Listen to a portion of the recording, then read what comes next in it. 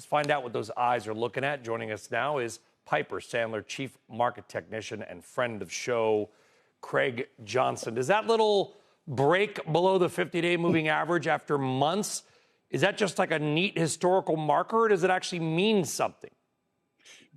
Brian, thanks for having me back on the show. I think it is meaningful that we are seeing the market coming back and retesting these important support levels. The 50-day getting probed last week and then ultimately turning around intraday, rallying off of that, follow through Monday, and then follow through today is certainly of interest.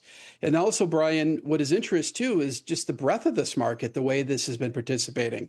The number of new highs has been quite weak. The number of stocks above their 40-week or 200-day moving average has been in deterioration.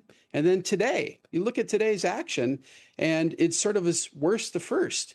Some of the stocks that are leading the Dow higher today are Nike, McDonald's. It's not tech. It's a very interesting makeup. It feels like it's a little bit of a dive to what hasn't been working as a place to go hide right now. Is it like a temporary hiding place, or do you think that, and I hate to say it because every time I ask if this is a real rotation, I get my you-know-what handed to me because people just pile back into tech stocks. But maybe at some point it will happen. Do you think it is the sign of some kind of real rotation out of bigger tech into Big Macs? I think it is a rotation that is happening. I mean, the winners that we've seen this year, the AI trade, people have been using the word FOMO. Perhaps we're going to go back to the JOMO, the joy of missing out for those that took some profits. But it does seem like a market that is rotating to a degree at this point in time. And again, I got to listen to what the market is telling us as a technician. When you have very few groups making new highs, very few stocks remaining above their 200-day moving average or 40-week moving average, Brian, and then you're starting to see stocks like Nike, great company, but had not performed well this year, or the Big Mac, McDonald's, had not performed well this year. But yet, we're now seeing what's not working today is Caterpillar and NVIDIA and all these names. It's a very interesting rotation. And one, I know it's the bond market's closed today, but we got to pay attention to what the market is telling us. And this is definitely something worthwhile to keep an eye on. All right, well, we got to get to our mystery chart that we teased before the break. That chart is healthcare. Why are we looking at that chart? Brian, the reason we're looking at healthcare overall right now is because it seems to have a heartbeat once again.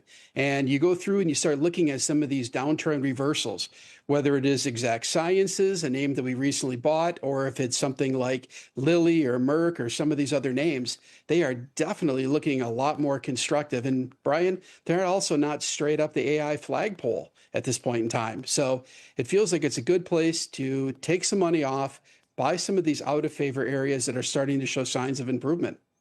Yeah, I'm going to actually front run.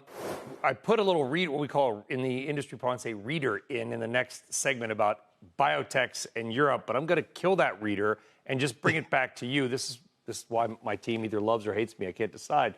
Because let's talk about biotechs. Biotechs were left to rot for the most part for years. The IBB is now at record highs. In fact, today we looked 6 different biotech stocks, a couple names, Ligand Pharmaceuticals, Amgen, a biggie, and others. They're at record highs. Do you have a take on biotech, or do they roll into your healthcare view?